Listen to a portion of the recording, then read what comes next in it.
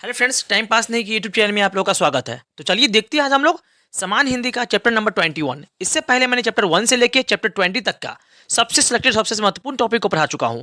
अगर वो नहीं देखे हैं तो जाइए अब मेरे चैनल के प्लेलिस्ट को चेक कीजिए। तो चलिए देखते हैं आज हम लोग समान हिंदी साहित्य का संपूर्ण निचोड़।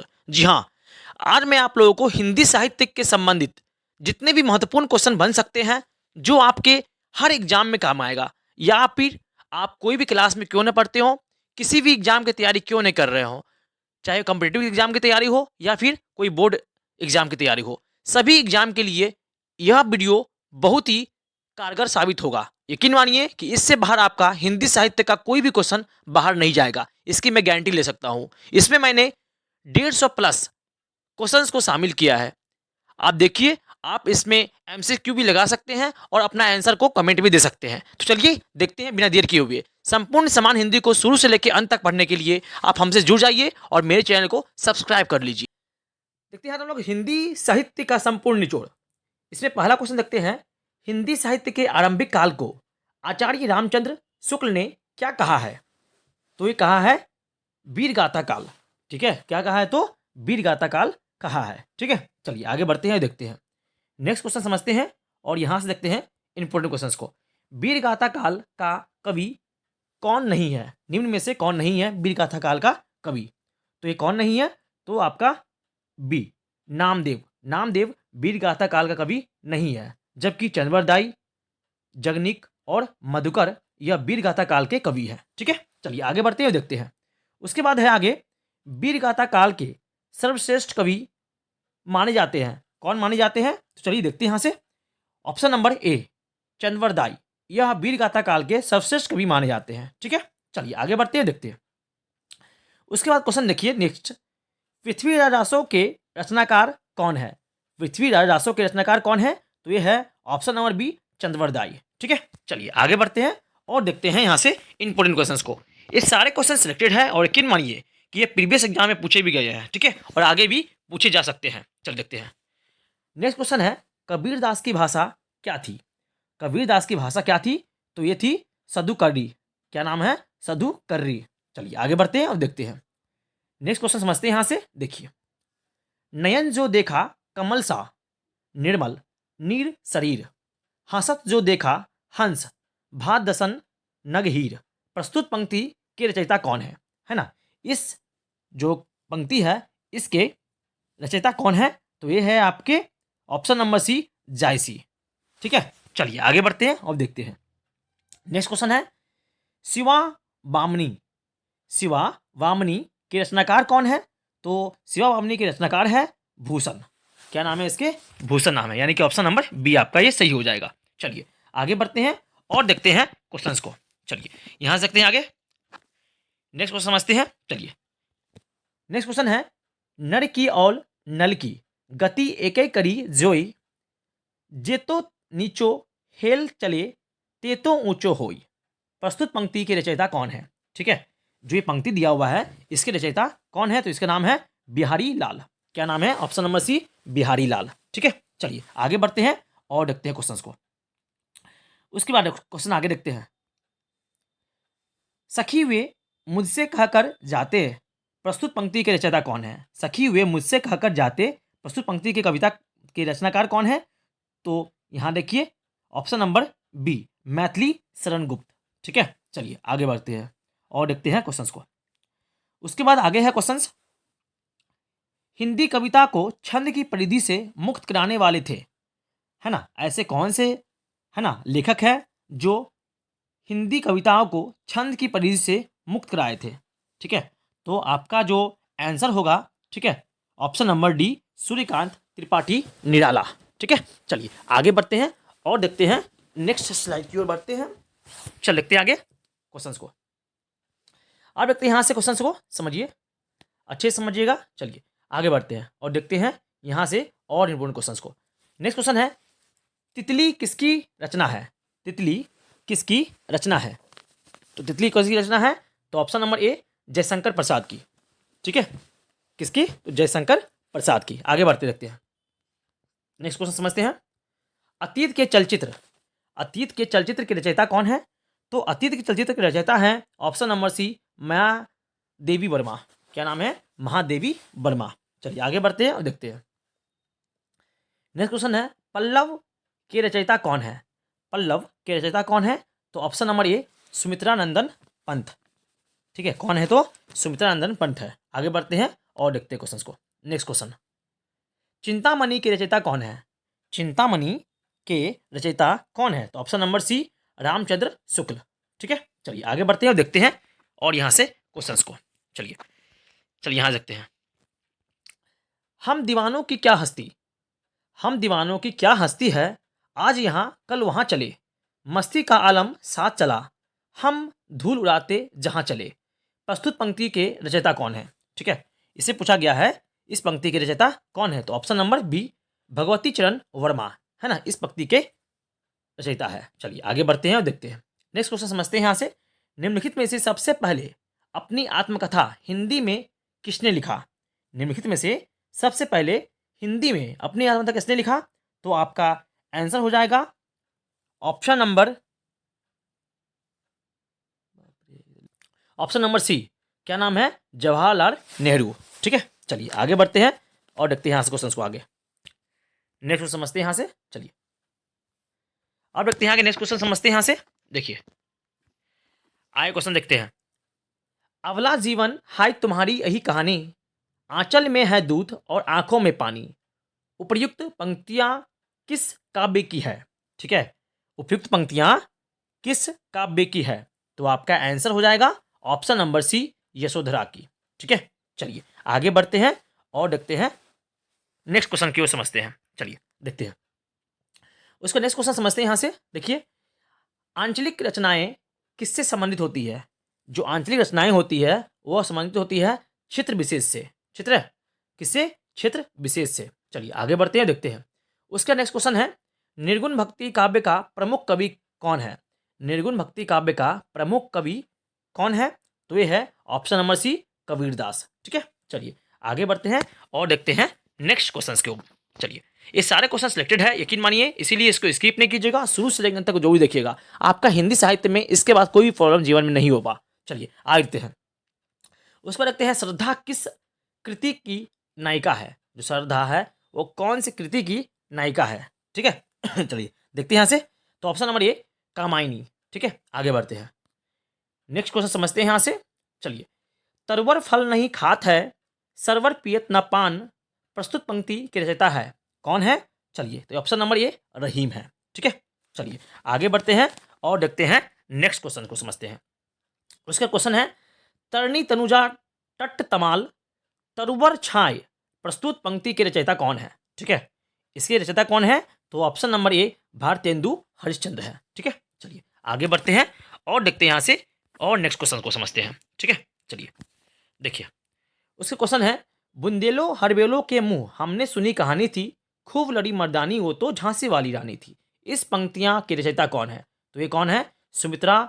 सुभद्रा कुमारी चौहान है ना, एक क्लास 8 में, ठीक है, बहुत ही फेमस, ठीक है, ये कविता है। ठीक है, चलिए आगे बढ़ते देखते हैं उसका समझते हैं आगे। नेक्स्ट क्वेश्चन समझते हैं यहाँ से।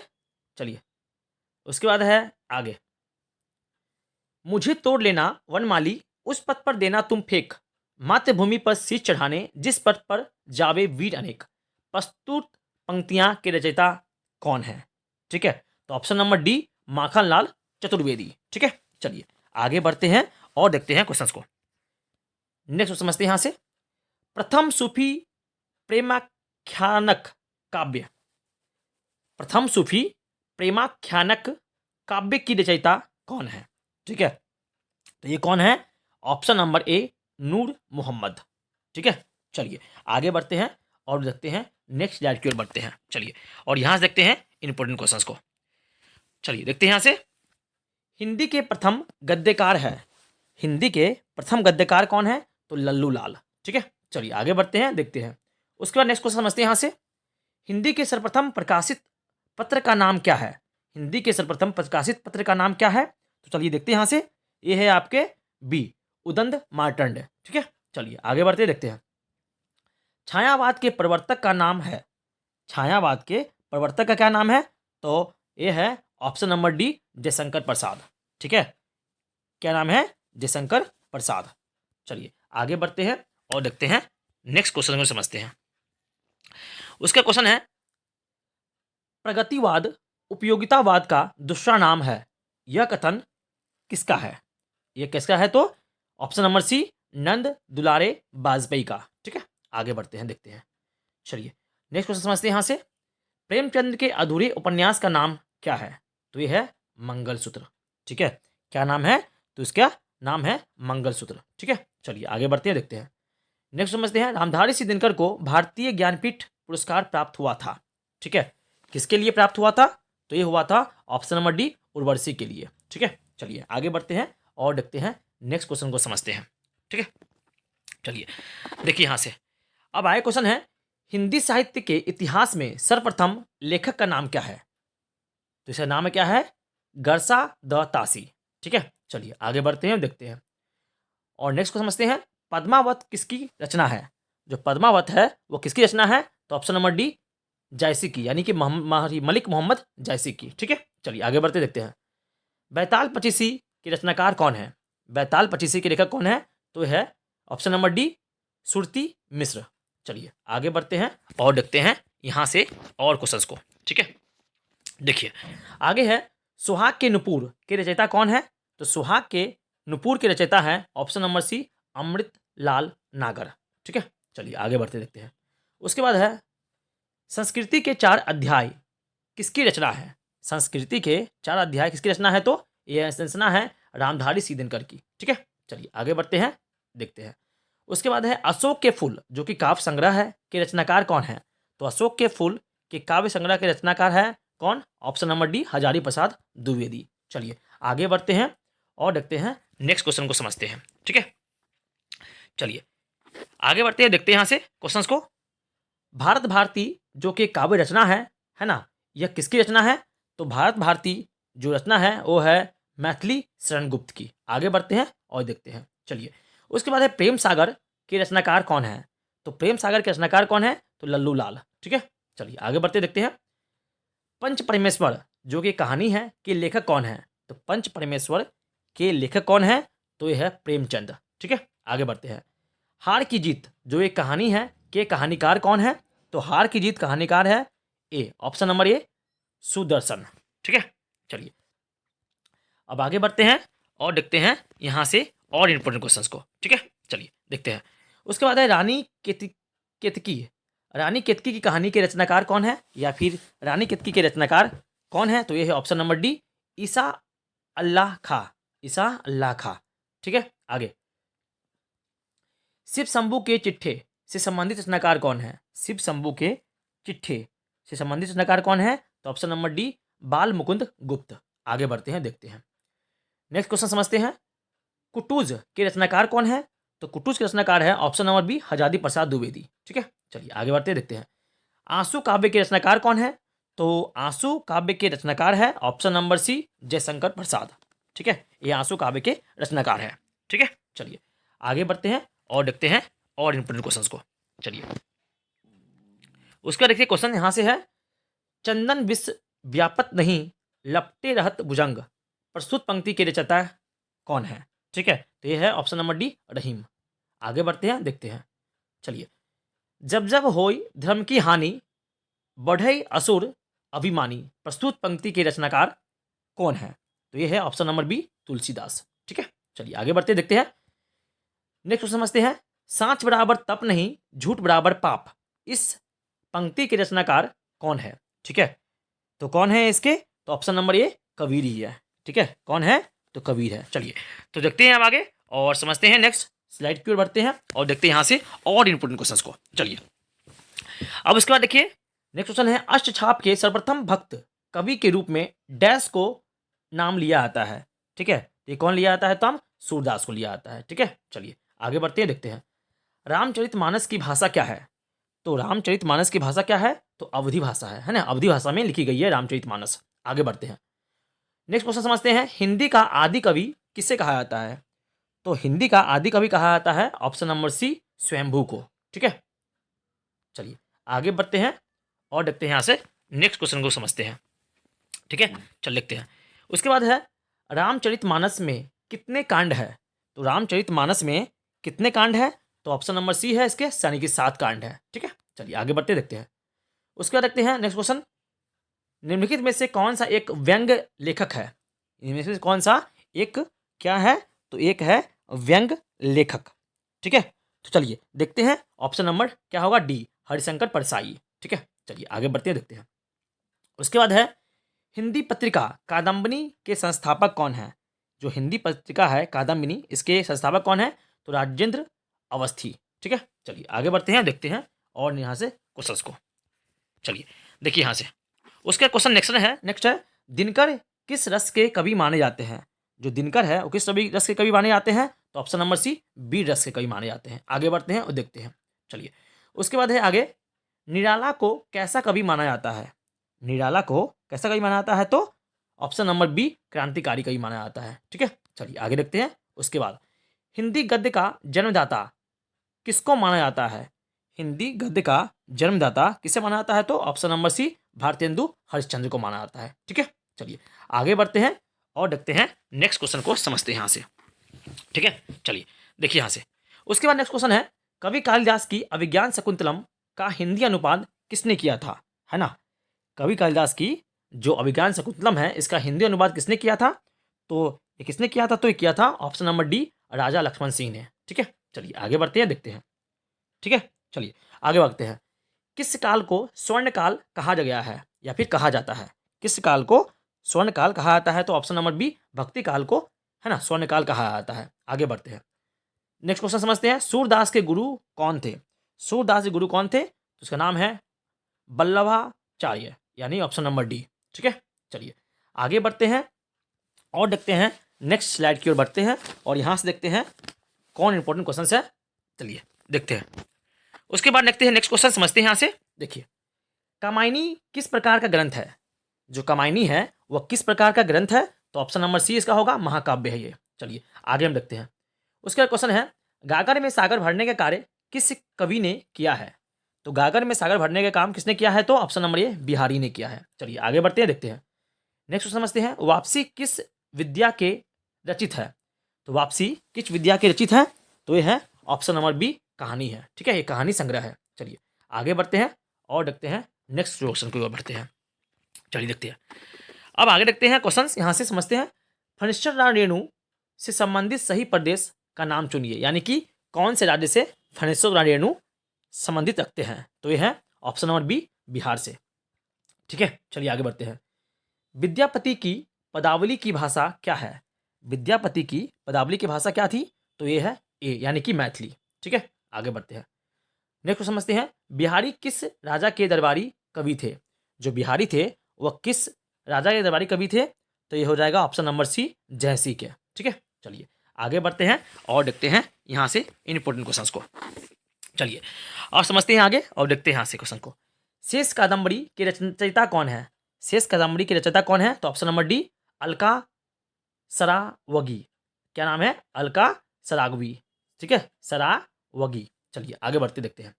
उसके नेक्स्ट क्वेश्चन समझते हैं। राज दरबारी उपन्यास है ना, जो राज दरबारी उपन्यास है इसके रचयिता कौन है? तो ऑप्शन नंबर बी, श्रीलाल शुक्ल।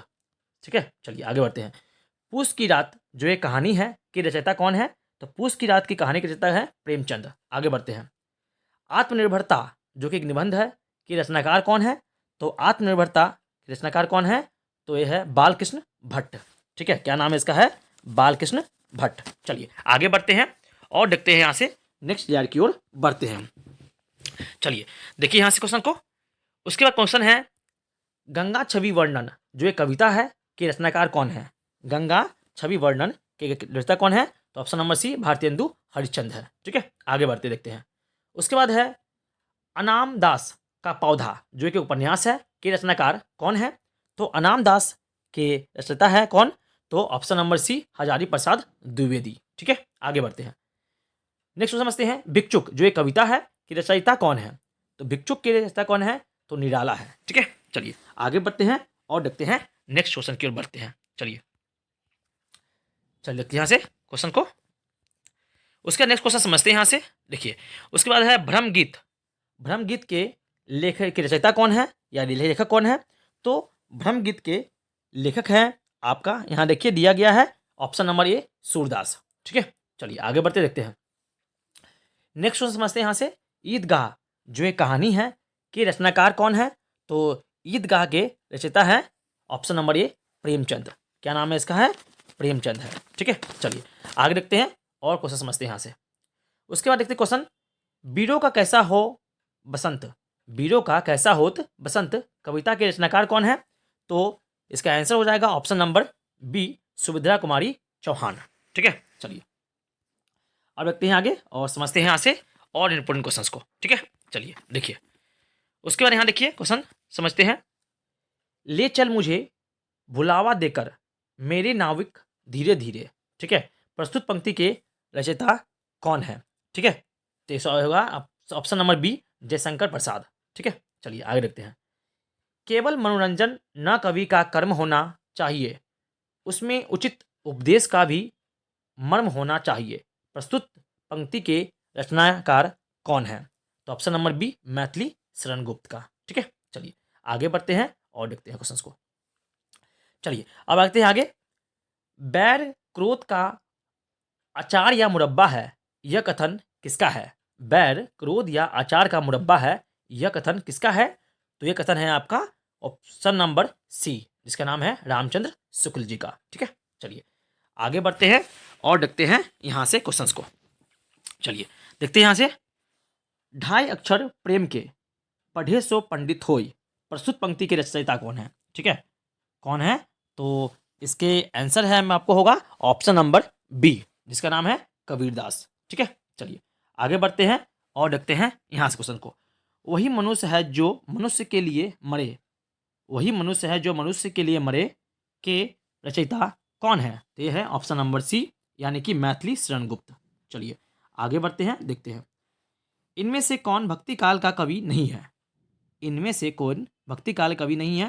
तो कौन नहीं है? अमीर खुसरो नहीं है। ठीक है, बाकी नावादास, रसखान और नंददास है ना भक्ति काल के कवि है। ठीक है, चलिए आगे बढ़ते हैं और देखते हैं यहाँ से और इंपॉर्टेंट क्वेश्चंस को। चलिए उसके बाद देखते हैं आगे, समझते हैं। बिहारी के ने क्या लिखे? बिहारी ने क्या लिखा है? तो बिहारी ने लिखा है बी, यानी कि दोहे। ठीक है, आगे बढ़ते हैं। निम्नलिखित में से समझते हैं यहाँ से। निम्नलिखित में से किन्हें साहित्य अकादमी पुरस्कार मिला है? निम्नलिखित में से किसे साहित्य अकादमी पुरस्कार मिला है? तो option number B Namvar Singh को। ठीक है, नामवर सिंह को। आगे बढ़ते हैं। पृथ्वीराज रासो किस काल के रचना है? पृथ्वीराज रासो किस काल की रचना है? तो Prithviraj Raso option number A आदिकाल की रचना है। ठीक है, चलिए आगे बढ़ते हैं और देखते हैं क्वेश्चंस को यहाँ समझते हैं। चलिए यहाँ देखिए क्वेश्चन को आगे समझते हैं यहाँ से। यहाँ देखते हैं क्वेश्चन आगे। निम्नलिखित में से कौन छायावादी कवि है? निम्नलिखित में से कौन छायावादी कवि है? तो हो जाएगा ऑप्शन नंबर सी सुमित्रा नंदन पंत। ठीक है, चलिए आगे बढ़ते हैं। चांद का मुंह टेढ़ा काव्य के रचयिता कौन है? चांद का मुंह टेढ़ा रचना कौन है? तो यह है option number C Gajanan Madhav Muktibodh. ठीक है, चलिए आगे बढ़ते हैं, देखते हैं। उसके बाद है राम लल्ला नहचू के रचनाकार कौन है? राम लल्ला नहचू के रचनाकार कौन है? Option number C Tulsidas. जिसमें राम जी का नाम आ जाए वह तुलसीदास ने रचना की है। ठीक है, ऐसा यह आप मान के याद कर सकते हैं इसको। ठीक है, चलिए आगे बढ़ते देखते हैं। उसके बाद देखते हैं यहाँ से क्वेश्चंस को समझते हैं। यहाँ देखिए उसके बाद है आषाढ़ का एक दिन जो एक नाटक है कि रचनाकार कौन है? तो यह है option number C Mohan Rakesh. क्या नाम है? मोहन राकेश। आगे बढ़ते हैं। यामा के रचयिता कौन है? तो यामा के रचयिता कौन है? तो यह होगा option number C Mahadevi Verma. ठीक है, चलिए आगे बढ़ते हैं, देखते हैं। नेक्स्ट समझते हैं। संसद से सड़क तक जो एक काव्य रचनाकार है, इसकी रचना कौन है होगा? संसद से सड़क तक। तो इसके लेखक होंगे option number B Sudama Pandey Dhoomil. ठीक है, चलिए आगे बढ़ते हैं, देखते हैं। सर्कस जो कि उपन्यास है कि रचनाकार कौन है? तो ये ऑप्शन है ऑप्शन नंबर डी संजीव। ठीक है, चलिए देखते हैं आगे, समझते हैं। चलिए देखते हैं आगे। अब आगे देखते हैं क्वेश्चन को समझते हैं यहाँ से। रंगभूमि जो एक उपन्यास है कि रचनाकार कौन है? रंगभूमि के रचनाकार कौन है? तो ऑप्शन नंबर सी प्रेमचंद। ठीक है, क्या नाम है? प्रेमचंद। आगे बढ़ते हैं, चलिए देखते हैं। प्रभु जी तुम चंदन हम पानी जाकी अंग अंग बास समानी। ठीक है, यह पंक्ति कि प्रस्तुत पंक्ति के रचनाकार कौन है? तो यह है ऑप्शन नंबर डी, रैदास। चल देखते हैं आगे। जाखी रही भगवा चल देखते हैं। जाकी रही भावना जैसी, प्रभु सूरत देखी दिन तैसी। प्रस्तुत पंक्ति के रचयिता कौन है? चलिए देखते हैं ये कौन सा है ऑप्शन नंबर सी, तुलसीदास। ठीक है, चलिए आगे बढ़ते हैं और देखते हैं यहाँ से और इंपोर्टेंट क्वेश्चंस को। चलिए देखते हैं आगे और इंपोर्टेंट क्वेश्चन को समझते हैं यहाँ से। देखिए उसके बाद देखते हैं क्वेश्चन को आगे समझते हैं यहाँ से। देखिए नेक्स्ट क्वेश्चन है, चल देखते हैं। प्रेम पचीसी कहानी संग्रह है के रचनाकार कौन है? तो प्रेम पचीसी के लिए कौन है? प्रेमचंद है। प्रेम से प्रेम और प्रेम से प्रेमचंद। ठीक है, चलिए आगे बढ़ते हैं। ज्ञानपीठ पुरस्कार किस क्षेत्र में श्रेष्ठ कार्य के लिए दिए जाते हैं? तो ये दिए जाते हैं किसमें? साहित्य के क्षेत्र में। ऑप्शन नंबर डी इसका सही हो जाएगा। चलिए आगे बढ़ते हैं। प्रेम सागर के लेखक कौन है? तो प्रेम सागर के लेखक कौन है? तो ऑप्शन नंबर बी, इसके नाम है लल्लू लाल। चलिए आगे बढ़ते हैं और देखते हैं यहाँ से क्वेश्चन को। उसको देखिए यहाँ से, चल देखिए। तुलसीदास ने अपनी रचनाओं में किसका वर्णन किया है? तुलसीदास ने अपनी रचना में किसका वर्णन किया है? तो राम का। ठीक है, चलिए आगे बढ़ते हैं, देखते हैं। उसके देखिए क्वेश्चन, त्यागपत्र उपन्यास किसकी रचना है? त्यागपत्र जो उपन्यास है किसकी रचना है? तो ये ऑप्शन नंबर बी हो जाएगा, जिनेंद्र कुमार का। चलिए आगे बढ़ते हैं। देखिए ज्ञानपीठ पुरस्कार पाने वाले हिंदी के प्रथम साहित्यकार कौन है ना? कौन है? तो option number A, Sumitranandan Pant. क्या नाम है? सुमित्रानंदन पंत। चलिए आगे बढ़ते हैं और देखते हैं यहाँ से इंपोर्टेंट क्वेश्चंस को। चलिए देखिए उसके क्वेश्चन है यहाँ पर। देखिए विनय पत्रिका के रचयिता का नाम क्या है? तो विनय पत्रिका के रचयिता का नाम है ऑप्शन नंबर सी, तुलसीदास। चलिए आगे बढ़ते देखते हैं। मानस का हंस के लेखक का नाम क्या है? मानस का हंस के लेखक का नाम क्या है? तो ऑप्शन नंबर इसका है डी, अमृतलाल नागर। चलिए आगे बढ़ते देखते हैं। मजदूरी और प्रेम निबंध के रचनाकार कौन है? मजदूरी और प्रेम निबंध के रचनाकार कौन है? तो ये है ऑप्शन नंबर ए, सरदार पूर्ण सिंह। ठीक है, क्या नाम है इसका? सरदार पूर्ण सिंह। चलिए आगे बढ़ते हैं और देखते हैं इस क्वेश्चन को। उसके बाद है, कलम के सिपाही क्या है? कलम के सिपाही क्या है? तो ऑप्शन नंबर डी, जीवनी है एक। ठीक है, चलिए आगे बढ़ते हैं और देखते हैं यहाँ से और इंपोर्टेंट क्वेश्चंस को। उसके बाद देखिए यहाँ से, दुख ही जीवन की कथा रही, क्या कहूँ आज तो नहीं कही। प्रस्तुत पंक्ति के रचयिता का क्या नाम क्या है? ठीक है, चलिए इसका क्या हो जाएगा? Option number D, Suryakant Tripathi Nirala. चलिए आगे बढ़ते हैं और देखते हैं यहाँ से इंपोर्टेंट क्वेश्चंस को। उसके बाद एक क्वेश्चन, नेक्स्ट क्वेश्चन देखते हैं। हिंदी की प्रथम पहली कहानी लेखिका का नाम क्या है? हिंदी की पहली कहानी लेखिका का नाम क्या है? तो ये है ऑप्शन नंबर ए, बंग महिला। चलिए आगे बढ़ते देखते हैं। खड़ी बोली के सर्वप्रथम लोकप्रिय कवि माने जाते हैं, कौन माने जाते हैं खड़ी बोली के? तो माने जाते हैं कौन? Option number D, Ayodhya Singh Upadhyay Hariaudh. ठीक है, अयोध्या सिंह उपाध्याय हरिऔध। चलिए आगे बढ़ते हैं और देखते हैं यहाँ से और इंपोर्टेंट क्वेश्चंस को। ठीक है, देखिए उसके बाद है, कस्तूरी कुंडल बसे आत्मकथा है। कस्तूरी कुंडल बसे यह किसकी आत्मकथा है? चलिए देखते हैं यहाँ से। तो ऑप्शन नंबर क्या हो जाएगा? बी, यानी कि मैत्रेयी पुष्पा की। चलिए आगे बढ़ते हैं, देखते हैं। उसके बाद है, चरणदास चोर किसकी नाट्य कृति है ना? किसकी है? तो ऑप्शन नंबर सी, हबीब तनवीर की। ठीक है, हबीब तनवीर की है। आगे बढ़ते हैं। ज्ञान मार्गी शाखा के कवियों को किस नाम से पुकारा जाता है? ज्ञान मार्ग के कवियों को किस नाम से पुकारा जाता है? तो ऑप्शन नंबर डी, संत कवि। ठीक है, चलिए आगे देखते हैं और यहाँ से देखते हैं और इम्पोर्टेंस क्वेश्चंस को। चलिए देखिए, इन मुसलमान हरिजन पर कोटिक हिंदून वर्य, यह कथन किसका है? ठीक है, किसका है? तो ऑप्शन नंबर बी, भारतेंदु का। चलिए आगे बढ़ते हैं, देखते हैं। उसके बाद देखते हैं नेक्स्ट क्वेश्चन समझते हैं। अपभ्रंश का वाल्मीकि किसे कहा जाता है? तो अपभ्रंश का वाल्मीकि किसे कहा जाता है? तो ऑप्शन नंबर डी, स्वयंभू को कहा जाता है। चलिए आगे बढ़ते हैं। चंद्रवरदाई के दरबारी कवि थे। चंद्रवरदाई किसके दरबारी कवि थे? तो ये थे पृथ्वीराज चौहान के। चलिए आगे बात देखते हैं और समझते हैं। अब देखिए आगे यहाँ से क्वेश्चन समझते हैं। यहाँ से देखिए, मलिक मोहम्मद जायसी को जायसी कहा जाता है क्योंकि? मलिक मोहम्मद जायसी को जायसी क्यों कहा जाता है? तो ऑप्शन नंबर देखते हैं सी, यानी कि नामक स्थान के निवासी थे, इसीलिए उसे जायसी कहा जाता है। ठीक है, आगे बढ़ते हैं, देखते हैं नेक्स्ट क्वेश्चन। रीतिकाल का वह कौन सा कवि है जो अपनी मात्र एक कृति से हिंदी साहित्य में अमर हो गया है? ठीक है, कौन है? तो वो ऑप्शन नंबर सी यानी कि बिहारी। ठीक है, चलिए आगे बढ़ते हैं, देखते हैं। कठिन काव्य का प्रेत किस कवि को कहा जाता है? कठिन काव्य का प्रेत किसे कहा जाता है? तो ऑप्शन नंबर डी केशव दास को। ठीक है, किसे कहा जाता है? तो केशव दास को कठिन काव्य का प्रेत कहा जाता है। चलिए आगे बढ़ते हैं और देखते हैं और यहाँ से इंपॉर्टेंट क्वेश्चंस को। ठीक है, चलिए देखिए, उसके बाद देखते हैं द्विवेदी युग का नामकरण किसके नाम पर हुआ? द्विवेदी युग का नामकरण किसके नाम पर हुआ है? तो ये हुआ है option number B Mahavir Prasad Dwivedi के नाम पर। ठीक है, चलिए आगे बढ़ते हैं, देखते हैं। हिंदी साहित्य के आधुनिक काल को किस नाम से भी अभिहित किया जाता है? हिंदी साहित्य के आधुनिक काल को किस नाम से जाना जाता है? तो ऑप्शन नंबर डी गद्यकाल। ठीक है, चलिए आगे बढ़ते हैं, देखते हैं।